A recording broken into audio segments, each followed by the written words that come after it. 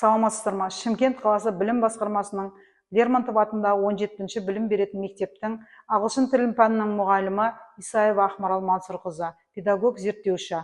Авторлық бағдарламаның тақырыбы ағылшын тілі сабағының оқушыларының шығармашылық қабілетін дамыту. Тақырыптың өзектілігі мектепте ағылшын тілі сабағына оқушылардың шығармашылық қабілетін қалыптастырып, олардың ауызекі ағылшынша өз ойларын еркін жеткізуіне мұрындық болады. Мына ұсынылып отырған жұмыс негізінде ағылшын тілінде еркін сөйлегісі келетін, шетел шығармаларын түпнұсқада оқи алатын, сонымен қатар шетел азаматтарымен пікір алмасып, ағылшын тілін жақсы көретін озық ойлы оқырманға арналған.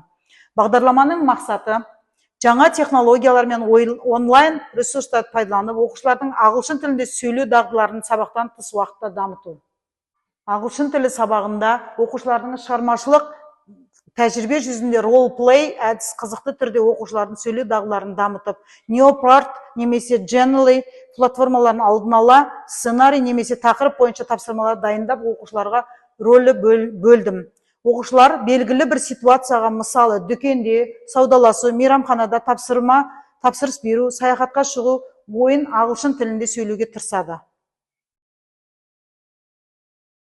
Ментиметр арқылы оқушылардың әрқайсының пікірін немесе ойын жинап, қай рөлді қандай сөйлеу тәсілдерін қолданғанын талқылауға болады. Педагогикалық менің ұсынып отырған тақырыбымда оқушының білімін, дағдысын және құндылықтарын қалыптастыруды тиімді әдістерді қолдану арқылы функционалды сауаттылық дамыту. Бұл тәсілдер оқушының тілдік дағдыларын дамытып, оның шынайы өмірде қолдануына ықпал етеді.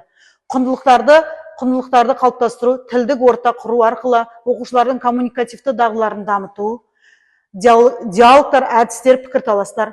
Функционалды сауаттылық оқушылардың ағылшын тілінде күнделікті өмірде қолдануын қамтамасыз ету. Ғылыми негіздеме, конструктивті оқыту теориясы бойынша оқушылар өз тәжірибесі арқылы білімді жақсы меңгереді. Оқыту мен оқудың жақсаруы, интерактивті әдістер оқушыларды қызығушылығын арттырады және білімді терең меңгеруге көмектеседі. Назар аударғандарыңызға рахмет.